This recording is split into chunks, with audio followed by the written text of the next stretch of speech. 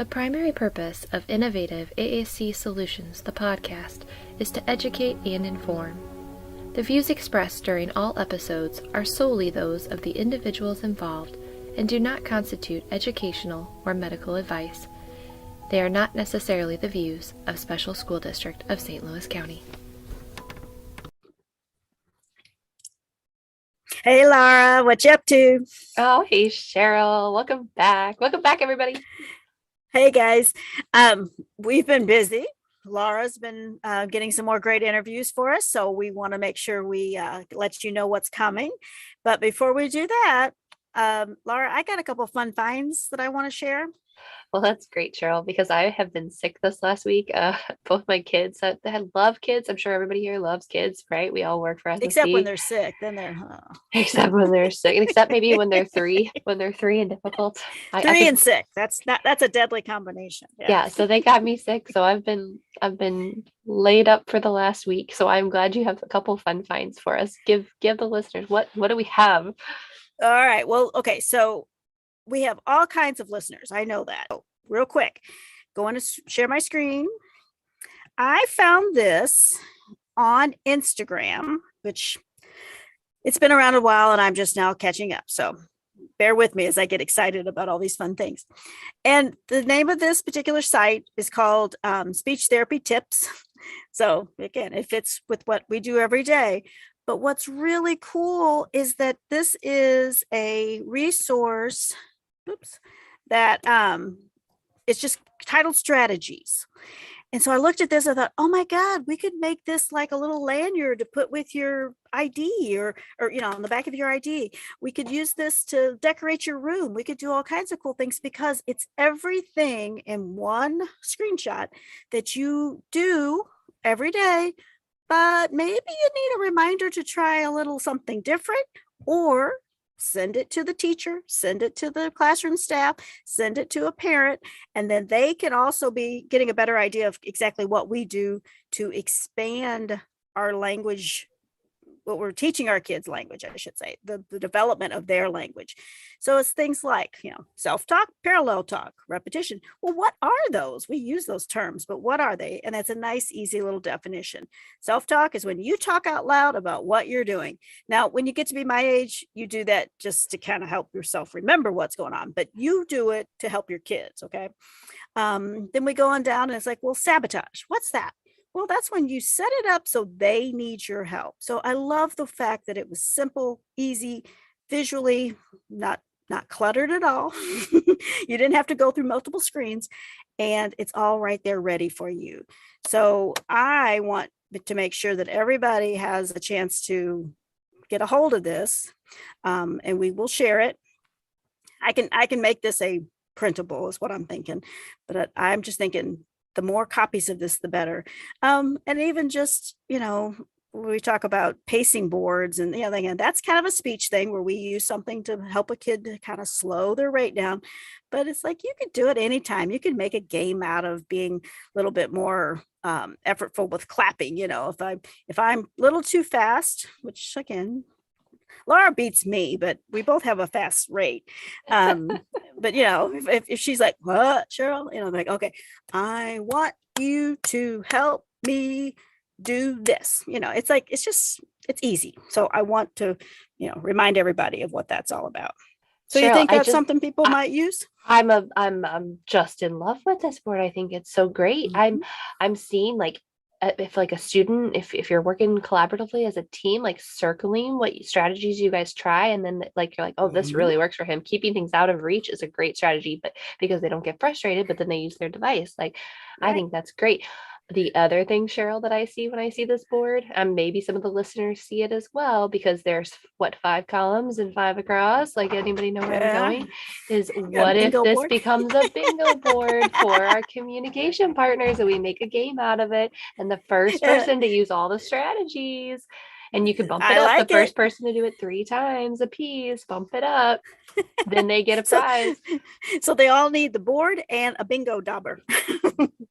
I'm just saying. Let's do this. Let's go all in. Let's go all in. Oh my God, what a great find. And again, we all know it, but I do know personal experience I'm speaking from here, we forget, you get sidetracked, and I think when we're with a student, that's the quick, easy reference that you might just look up and go, oh yeah. And our kids respond differently. So some kids, we definitely, there was one here about be forgetful, which again, some of us are, living that one. But again, how I'll tell people, it's like, play dumb, let the kid feel like he's the authority here. He knows where that word is. He can show, it's okay. It's you don't have to always look like you're, spot on with your skill set. Or just what we talk about, give part of an object, right? Like why give them the cup if you just give them a carton of milk? Like, don't give them the cup because then they have to ask for the cup. Give them a piece to the puzzle, but not the puzzle to communicate, right? Give them a cap to the marker, but not the marker. Be like, oops, I only gave you part of it. Absolutely. Love it. Yeah. So yeah, like I said, I'm gonna make business cards.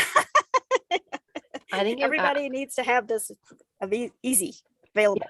Yeah, absolutely. Right. No, I think that's a great find. And this is definitely one, if you're just listening to the audio for this podcast, definitely go on the episode resources, because this is one that it's got 25 different strategies to encourage and support and facilitate language. So we don't have time to go into all of them because they each probably, wouldn't you agree, could have their own podcast episode dedicated to them.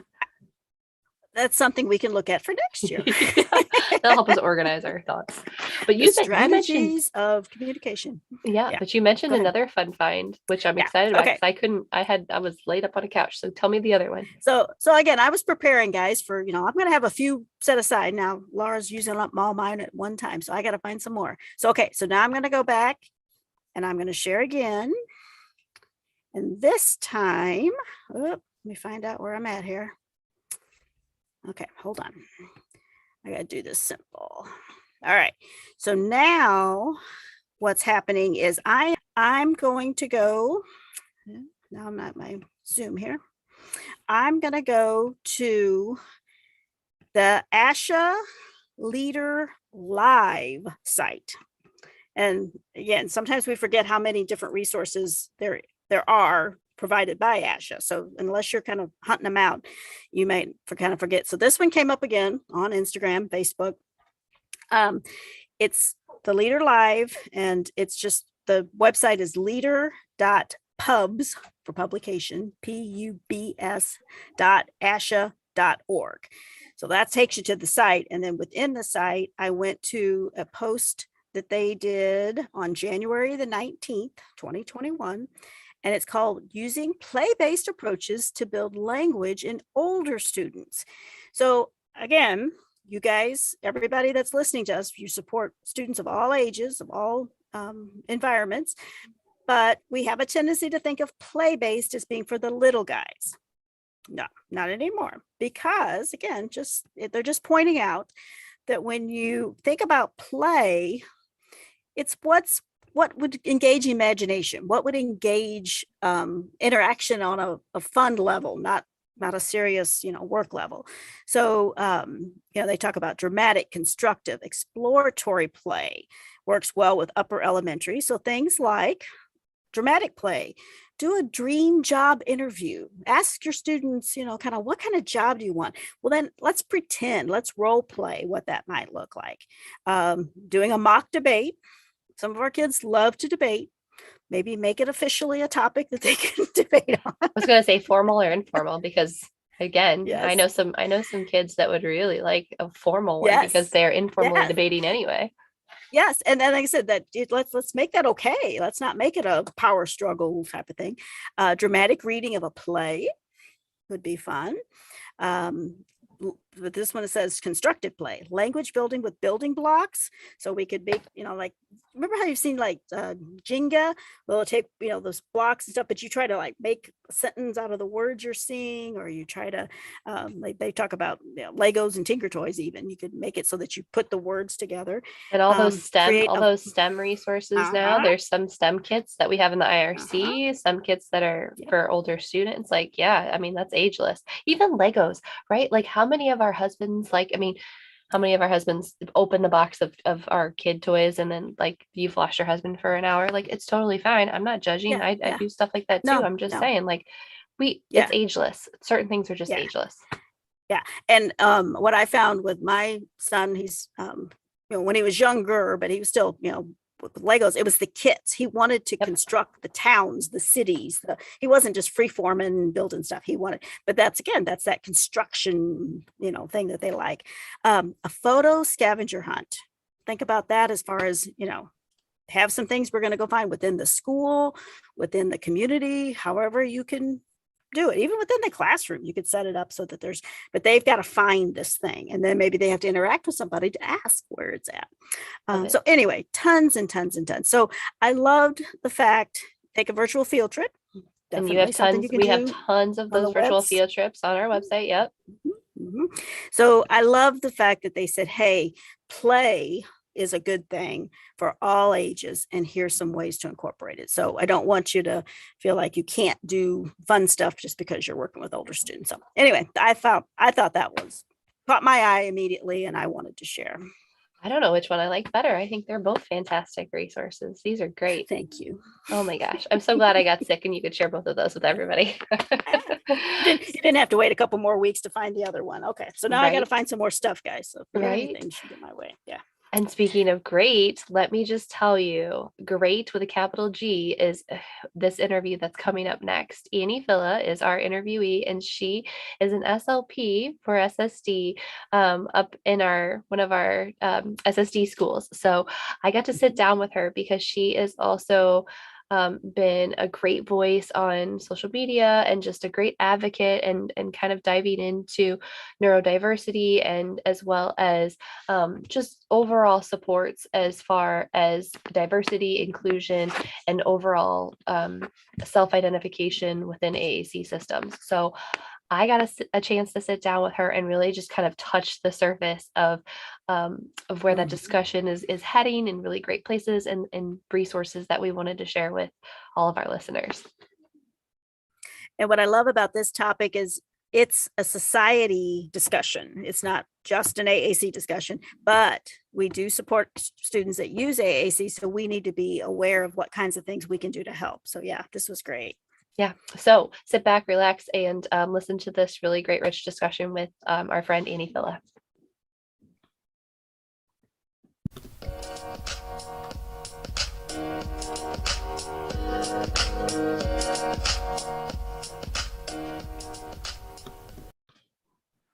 Hi, everybody, and we are so excited today to have the wonderful Annie Filla on. We are going to be talking all about diversity and self-identifying considerations within AAC systems. And we're just so excited to have you on the show, Annie. Can you give everybody a little bit about your background and kind of where you are now? Yeah, certainly. Thanks for having me. So I am an SLP at Ackerman and Northview schools. I started out with SSD in Ferguson-Florissant, and this is my first year at these two SSD buildings. I went to Truman for undergrad and SLU for grad school, and after that, I worked in Knoxville, Tennessee, in like a really rural, kind of low SES school district that didn't have a lot of resources, and it had some AAC users, but it was definitely very limited in the amount of resources that they were able to get. So I kind of like started learning a little bit about AAC there. And after that, I lived in Boston and I worked in a private practice. And that's where I really kind of got to know AAC a little bit better, started to research it. And now I'm here with SSD. When I started in Ferg-Flor, I had my school had 4 functional essential skills classrooms. So I really got a lot of hands-on learning in AAC, kind of, just experiencing how it's different in the schools than it is in private practice, and learning even more about it. And that's kind of when I decided I wanted to specialize more in AAC and assistive tech. So let's see, I think in 2018, I got my assistive technology certificate through Bowling Green State University. It's an online program. If anyone's interested, it was like, really interesting. It was a great way to get extra college credits to move up the pay scale, but also have something really relevant and something that I could specialize in. Yeah, I think that's about it. Oh my gosh, I love learning about everybody that we have on. I also went to Truman State, so I did not realize that you went to Truman. I feel like there's always like 6 degrees of separation between me and my interviewees, and that must be it. So, but I'm curious, I'll have to pick your brain about some of these other things that you gave us as far as like AT certification. And one of the things that I know you're really passionate about, and if you follow Annie on Instagram, it's AAC with Annie, she talks about a lot of the components of diversity specifically within AAC and how important they are. So is it because of your background? Like, why did you start kind of diving into that as an area that you focus on so much and that you're so passionate about? I think it's so important, but I'm curious, did that start in Knoxville? Like, where did that kind of originate? That's a really good question. I think it really started here in Ferguson-Florissant, just having a more diverse caseload. In Knoxville and in Boston, my caseload was not quite as diverse as it is here. And I kind of have always, I don't know if you're into the Enneagram at all, but I'm a 1, which means I'm like very like, I have like kind of strict rules to myself. I like hold myself to really high standards. I have like a very strong, like this is right and this is wrong kind of mentality. So I think that's always been kind of ingrained in me as far as like being passionate about equity and including everyone. And so I think it just kind of happened that way, where I had a caseload that had those needs and the drive from, kind of my personality to like, okay, I need to talk about this more. And then I think also too, I started on Instagram. I started like right before the pandemic. I started my Instagram account, and then, that summer was George Floyd, and I just felt like it wasn't right to just go on there and talk about like, here's some fun materials for AAC. It just felt like I needed to spend more of my time amplifying BIPOC voices and LGBTQ voices, and just people who historically have not had their voices amplified. Yes, definitely. And for anybody who is intrigued by the Enneagram, Emily Diaz actually had a wonderful presentation on that at AAC in the Cloud, which last episode we talked about how that is free. So feel free to go back and look at that. And I know you can definitely go down the rabbit hole of that as far as personalities and what number you are and all of that. But I think, it's going back to the topic of diversity. There's so much in the area of AAC, and we focus so much on the tool, but how you self-identify and your representation and how that's portrayed in the media and how that's portrayed in the system is all the way down to voices and pictures and symbol sets. Tell the listeners a little bit about your experience, as well as what we should be looking for in AAC systems in regards to diversity and self-identification. For sure. I think one of the obvious ones that people immediately pick up on is skin tone. And it's come so far. I mean, even in just the 10 years, excuse me, that I've been an SLP, it's just come so far as having systems that can accurately represent people. So I know now on Touch Chat, you can customize the skin tone, or you can like randomly assign skin tones so that it's just kind of a mix of them. I know on Symbol Sticks, you can, there's like many different skin tones that you can choose from, as well as lesson picks. And I know Boardmaker has it too. I think it's a little more limited than those two subscriptions. But that's come a really far way since I started. And languages too have come a long way. So even just a couple of years ago, I had a student who was an Arabic speaker. And, you know, really went on a huge internet scavenger hunt trying to find a system, a robust system that would support her language needs in English and in Arabic so that she could communicate with her family at home. And I could not find one. And now Touch Chat has an Arabic option. So we ended up giving her Touch Chat. And then my way of kind of hacking it was I took screenshots of, you know, the core pages, the action pages, and the pages that she used most. And then I used Google Translate to translate the words into Arabic, and then, you know, like inserted them on a PowerPoint to give to her parents for kind of a low tech way for them to understand her, and kind of worked with an interpreter to make sure that my translations were accurate and made sense. And to explain it to the parents. So, I mean, you can definitely get creative, I think, with solutions like that if you're not finding exactly what you need. But I've been really impressed with the strides that have been made. You mentioned voice too. I know that Touch Chat now has an African American voice called Tamira. One consideration I think is important as far as voice for mid-tech options is to have another student record the words instead of having the teacher's voice on there, and kind of trying to get a student who sounds like what your AAC user might. And as you know, as far as gender identity too, with voice, I think the more you can consult with the student on what they want to sound like, the better.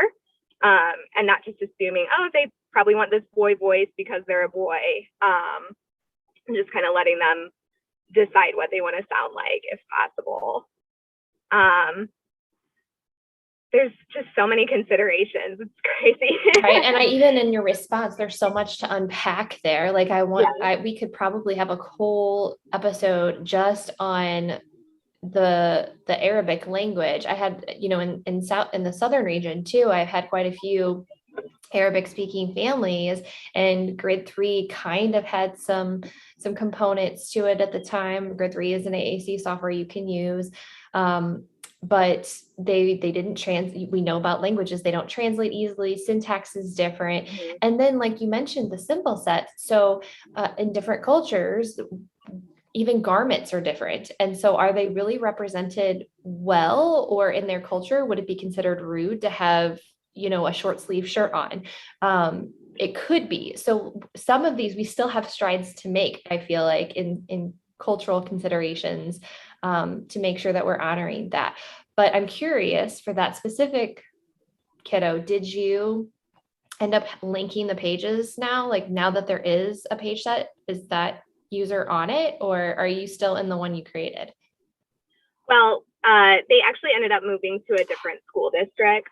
So I wasn't able to kind of see that through to the end, but what's great about what you did is you created a low tech backup so that could go with them and carry through wherever they go, which is so important as well. Yeah. And it, you know, it was the best solution at the time. And I'm also really glad that there's better solutions now. Absolutely. But, and to your point about immigrants, like, you know, we might be seeing an influx of Afghan students, I know the International Institute said they're looking at accepting 1,000 or more Afghan refugees. So I could see that being the next big hurdle, where I don't know that there's any devices that have that language, and you know, that might be more hacks that we SLPs end up having to make soon. Yeah, and one resource I'm thinking about too, Annie, is you mentioned refugees. Toby Dynavox does have fairly decent refugee page that has some low-tech boards that can be downloaded that we've utilized in a pinch in the past. So we can definitely include those on the show notes. But I know that you have a ton of resources. Can you tell the listeners a little bit about some of the resources and some of the, if they're really interested in kind of finding out more information and making sure that they are being culturally considerate and using the most appropriate considerations for their AAC systems, what are some of those resources they can tap into?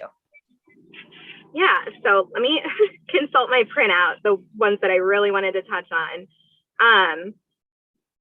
AAC in the cloud that you mentioned earlier is free, and they had a great presentation on there by 3 SLPs who are part of Diverse AAC on Instagram. And they did a presentation called Diverse and Inclusive Implementation of AAC. And that was a really practical, like they go through, okay, here's the changes that we're seeing. Here are the ways that you can, change skin tone in XYZ system, things like that. So really hands-on. I would say it's well worth your time to watch, just to kind of figure out what to do with certain students for sure. I think one that was more, it's just really good to hear from somebody who is an AAC user, is a Talking with Tech podcast episode called Black AAC User Perspectives on Racism and Disability. And that was, they talked to 2 AAC users, Kevin Williams and Latif McLeod. I'm not sure how to pronounce his last name. But that's a really good listen, just to kind of come to terms with what Black AAC users, are grappling with, and what their challenges are, and what supports they need. I do, you mentioned that I'm on Instagram, so I do follow a lot of awesome people on social media.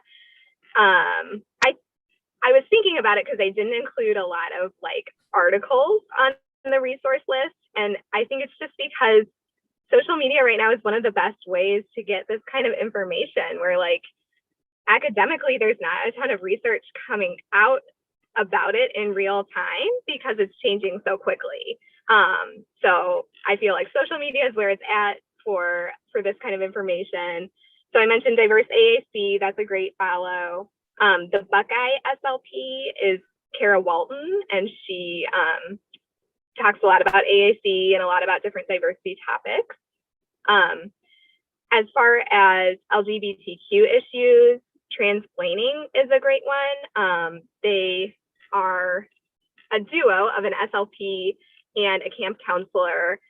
Both of them are transgender, and they also provide trainings on their website that you can buy either individually or have a subscription to.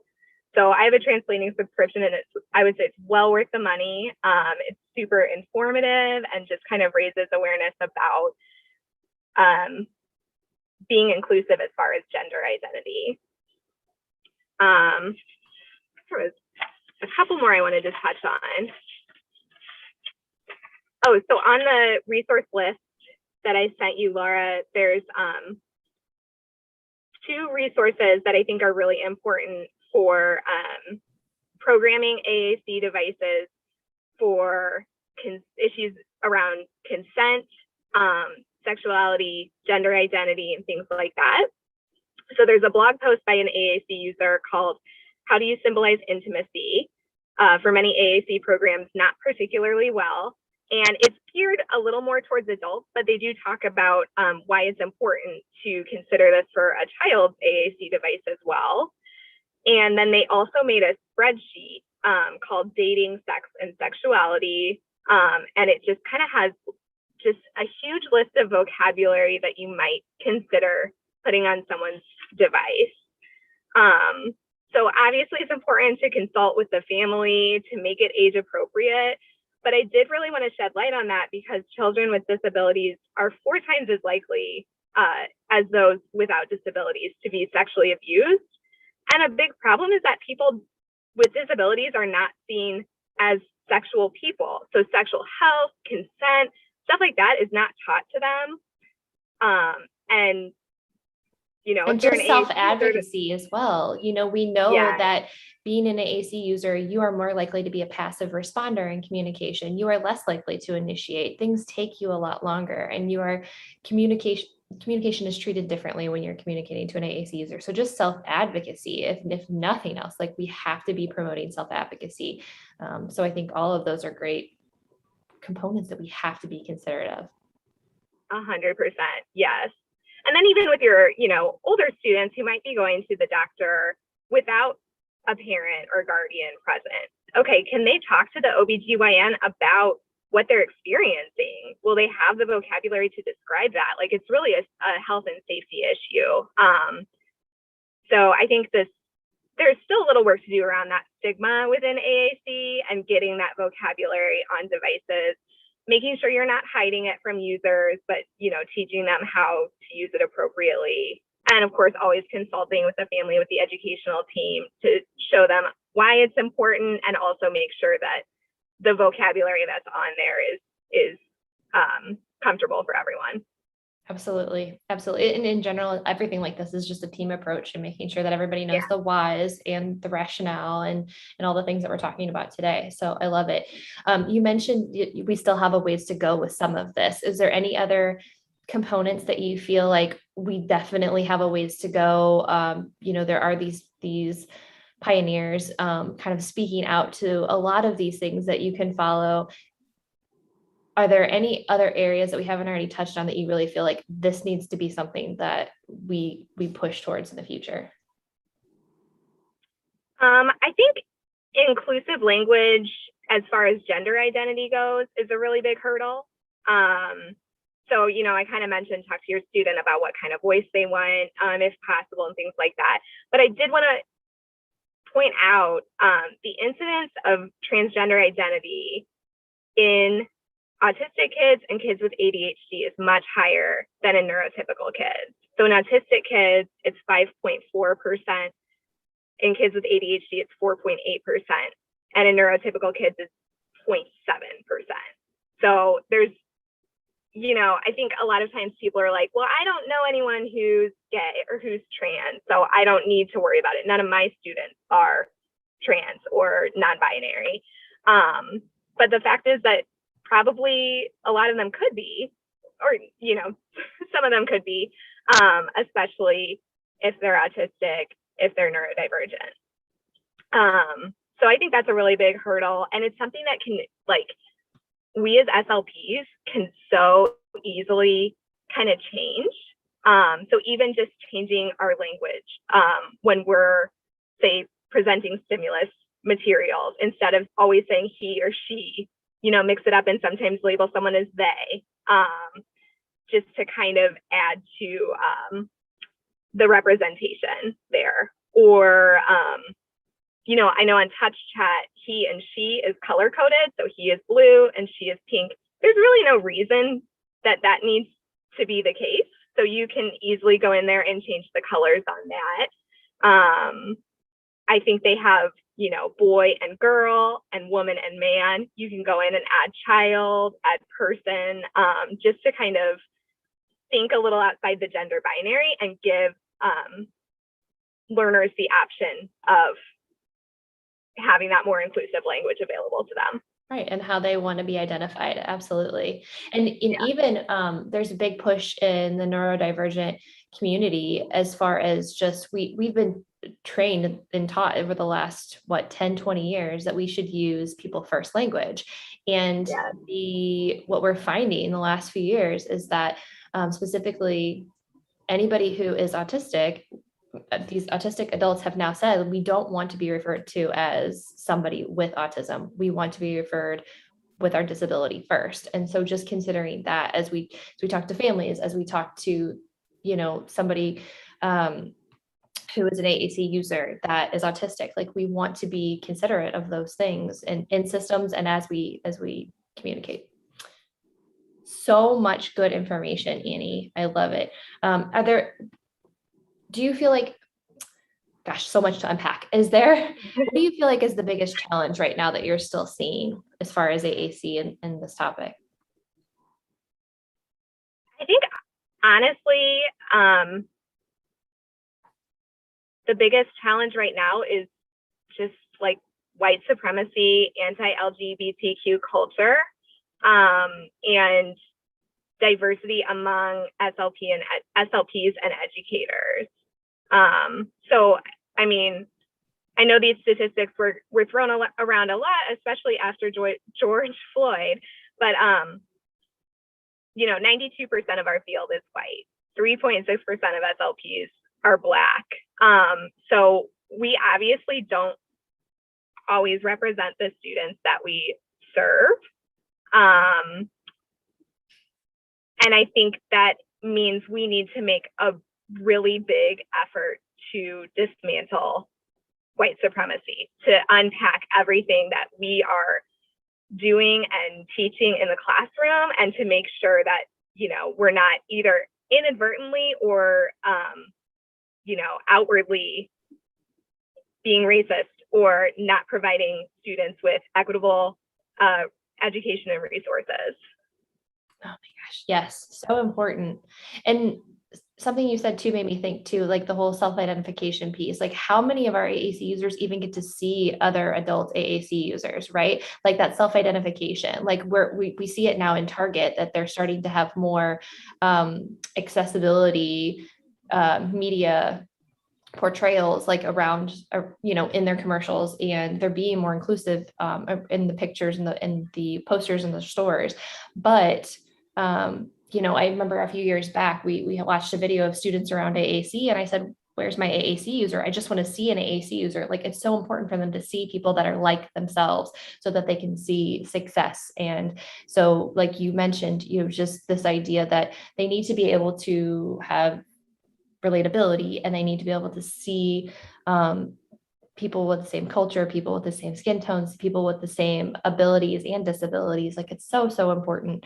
So the resources you've provided today are amazing starting points. And I would encourage anybody, we will post them in the show notes, because I think it's so important to continue to dive in and to reach further than where we're at, and making sure that we ourselves are learning, or constantly learning. So before we go though, I do want to ask you, we ask everybody on the show, whether this be related to the topic today or just in general, can you tell everybody about your favorite AAC moment to date? Sure. That would have to be, again, my little Arabic speaker who came into kindergarten with only a YCDD diagnosis in social emotional, but it was pretty clear from the get-go that she was likely autistic. So, we kind of had to do that evaluation process. And when I evaluated her, she did not want to participate at all, and spoke 2 words, and those words were "you bad" towards me, and just a lot of yelling, a lot of chair throwing, things like that. And we got her the diagnosis, we got her a device. She just went on to completely thrive with her device. And sorry, I'm getting kind of, I didn't think this would happen. I'm getting a little emotional because she actually passed away a couple years ago. It was a really tragic accident. She had moved districts, and then over the summer she passed. So sorry about that. I'm just getting distracted kind of thinking about it. But she just thrived with her communication device. She was bringing it everywhere. She was participating in the gen ed environment. She had a wonderful para who really pushed her and supported her. And I just saw all of her behaviors completely, turn around once she was given access to the language that she needed to advocate for herself. And she actually, one of my very favorite memories of her is I was using her device to model. I was trying to tell her that I loved her outfit because she would dress up in these fantastic dress up clothes for school. And she took it and interrupted me and used it to tell me I love you. So that it was just such a wonderful moment, because you always wonder, am I serving my students the best I can. Are they making good enough progress? You know, do they know that they're loved and they're safe with me? So it was just a really great transformation to watch. So last episode I got goosebumps, and then this episode I'm crying. So yeah, we're just starting season 2 off with a bang. I hope that everybody understands like that this is what it's all about, right? Like, you know, the connection that you were able to make with her and the fact that you guys had a bond to the point where she could say, I love you and feel safe and know that her voice was heard. It's really what it's all about. So hopefully we're not leaving everybody on too heavy of a note, because we've all had those students and those angels that have touched our lives forever to date. So hopefully everyone was able to kind of take the resources that we talked about and that you're so gracious to share with us. Any other final thoughts before we let you go?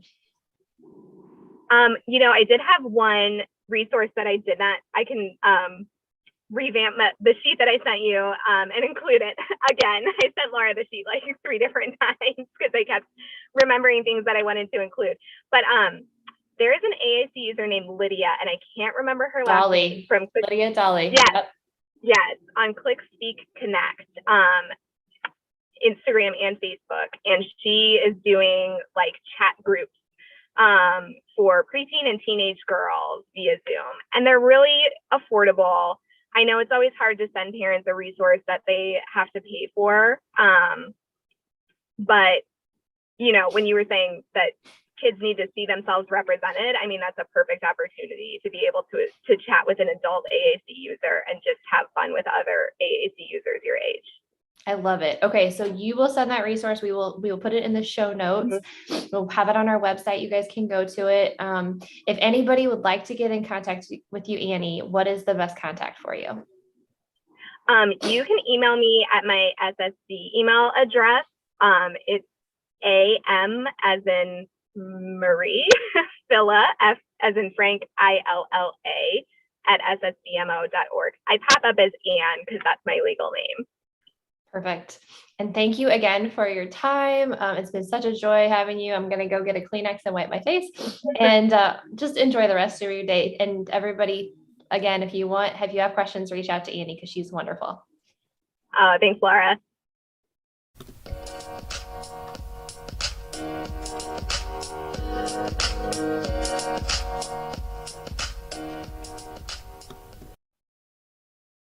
Hi, guys.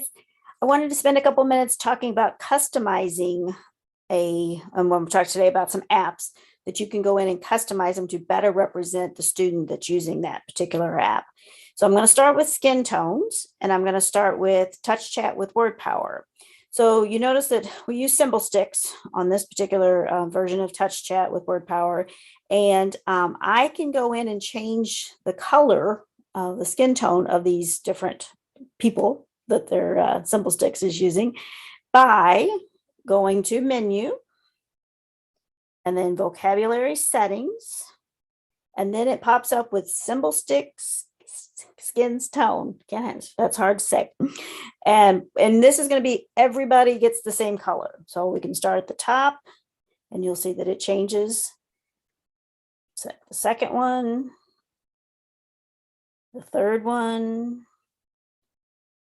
the fourth one, and then the fifth one. So in this process, every individual on this system has the same skin tone. But it also offers you down here at the bottom where it says random, and you can randomize. And then it's going to be a combination of all kinds of different skin tones. So you'll notice, like, on the screen here, I've got combination of a lighter tone and a darker tone. If I go to people, we've got different representations there too. So that's an easy way to make, again, the device fit the student. So, there's a connection. Also, Annie talked about like as far as just gender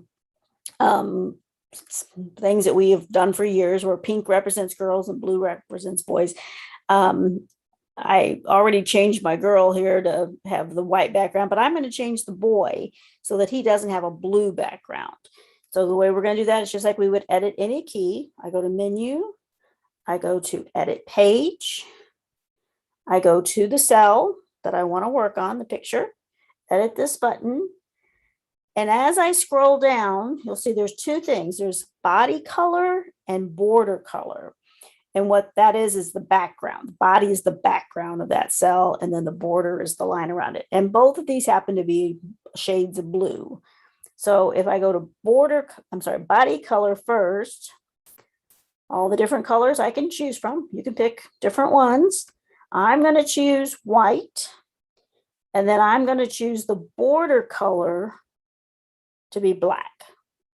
So when I say save, and then I say done, you'll see that he's, picture of a boy, but there's no color that's trying to represent a gender. Okay, so that's Touch Chat with Word Power. I'm going to go back to the home screen here, and if I go to menu, just remember too, you can change the voices. If I go to settings and I scroll through, we have a speech section here, and the voice, if I touch voice, then there's all kinds of different voices here. And they have English, they have Australian. Then in fact, just pay attention because it says English America, and then it says English, where am I at here? Australia, and then English United Kingdom. And then they keep scrolling, and there's Spanish voices in here too, male, female, children. They did just recently add a Black female voice, and her name is Tamira. So just know that there's another option in there that you might not have had before. Okay, so that's the voices. All right. Now I'm going to switch over on my iPad to ProLocal to Go. And again, same idea. There's skin tones that we can change.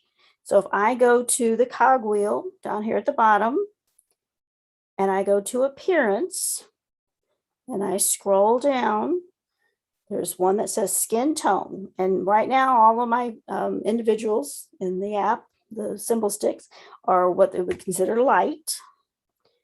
But again, I can work my way across so that everybody has the same color. And this one, I don't see an option for randomize. So we'll have, everybody is the same on this one. Okay, back to voices, the speech and language. And then it says, you've got a heading here that says voices. I'm English United States is where I have set this one up. But when I press this, my primary voice is Tracy, but then I can choose different ones. So again, we've got, different male and female. And then we hit more. We have then where we would talk about United Kingdom and some different places. Okay. And also too, when it's like the pronunciation, you can change pronunciations on things too, but that's a different, if it mispronounces words. But I just wanted to point out that again, you've got lots of options. So you may need to change, or you ask, I would love for the input of the individual using the system to tell you what they want to sound like. It's not up to us as the adults supporting them. It's their decision. So we need to spend some time working on that. Okay. Now I'm going to go to my Snap, Tobii Dynavox Snap. And there it comes. Okay. And on this one, I'm not finding the option of doing everybody, but you can do individual keys, individual cells. So let's say I'm going to do, well, that's just my main screen here. If I do my cogwheel at the top. Okay. So once you've picked your cell, key that you want to work on, it's got a green box around it here, but it's also showing at the bottom of the screen. I just touch that picture, and then it shows me a bunch of different options. So a lot of times, can't say that every single time, you may be able to change the skin tone with another option. So I don't know if you can see, this is where I'm at here, but if I slide on over, this would be the same image, same symbol, but just different skin tones. Okay, so you'd have to do some individual cells on this one. And like we said, we got all kinds of voices to choose from. And we can, again, make it fit the individual. On background colors, again, it's a modified Fitzgerald key. So verbs and pronouns and things like that are what your background color is. It's not, double check myself here, but I don't think, if I go to people, yeah, they're all the same color. So again, sometimes apps choose that as an option to pink and blues and things like that. Others don't. They're very consistent with just the same background. So find out what you need to do for your individual student. One more quick thing as far as LAMP goes, I'm not finding any options as far as changing things around. They're not giving us anything to worry about as far, this vocabulary changes as far as skin tones go. So and they do a mixture of all kinds, but they're not letting us change all in one fell swoop, just everybody having the same. So keep watching. You never know. It may appear one day on an update. All right. Thank you so much. Talk to you later. Bye.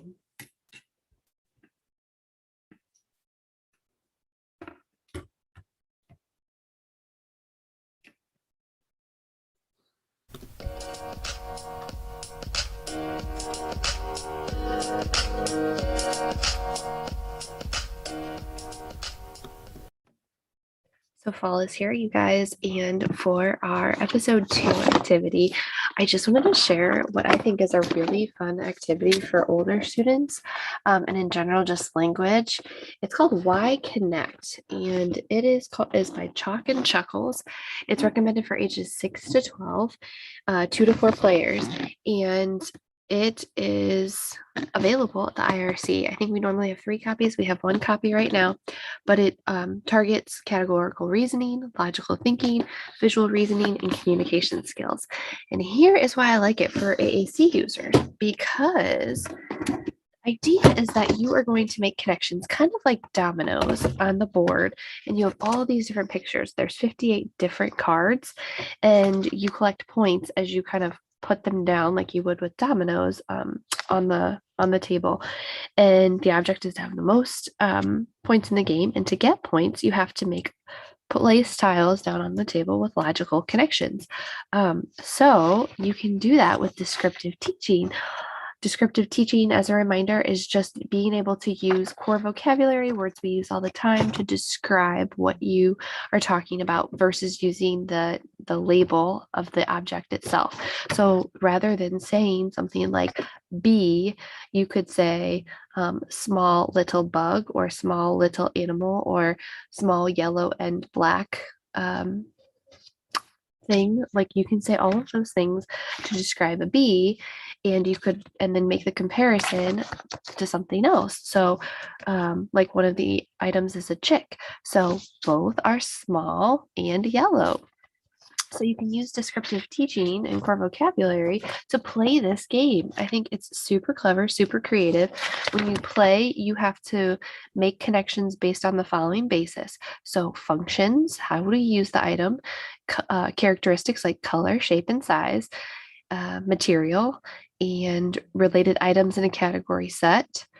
So like things that are vehicles, things that we eat. And reasonings based on science facts, like things that float. Casual reasoning, like we would find fish in a river, and like a part to a whole. So like if there's a window and a house, you could say houses have windows. So again, all of these things can be used to compare using descriptive teaching methods. So how are they the same and if you really want to get creative or you get kind of bored with the format, you can even do how are they different. So finding things that are the same, finding things that are different and comparing those. Like if you had an elephant and a chick, you could do, well, this one's big and this one is small. And anyway, I just think it's a really fun game. You kind of play it. It's got little pieces, kind of like Scrabble. So you keep them to yourself until you play them. And once all the tiles are played, uh, whoever has the most points wins. You can also like make triple connections and things like that, just like you could with dominoes. So if they all have wings, you could have 3 items all connected to one another and all of them have wings. So yeah, I think it's a great game. Check it out. It's available for the IRC from the IRC now.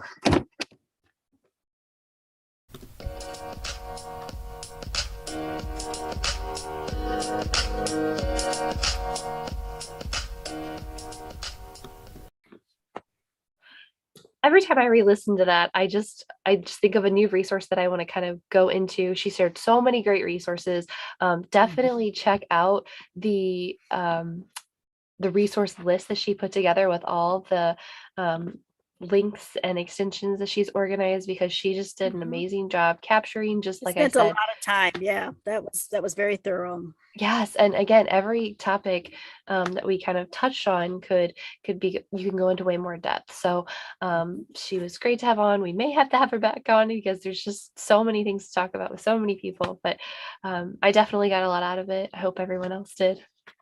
No, it was good. I appreciate the fact that you guys took the time to talk about that stuff. Like I said, it's something that we all need to be more aware of. And this was just one aspect of, things that we could and we can physically do things to make it better.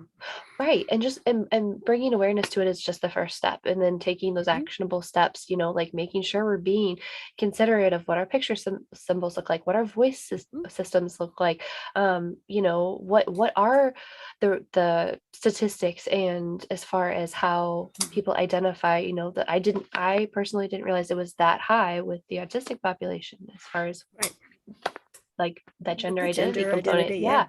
So no, I never thought about that. Right. So just kind of keeping that all in our head as we're working with students, and as things continue to change, making sure that we're asking the right questions and being thoughtful. So and I think the other thing too is giving them a chance to tell us. That's what if it's not in there, how are they going to relay that to us? So yeah, I like the idea that I need to do my part. And supporting advocacy. It all comes back to supporting advocacy and making sure that they have a voice and that it's genuine and it comes from them, and that we're not trying to push things onto them and fill their voice with our voice and our thoughts and ideas. Yeah. Okay, you guys, it's been a blast. We hope you enjoyed the resources. Stay tuned for next week. We'll have another fun interviewee on and share some new resources for innovative AAC solutions. I'm Laura Hayes.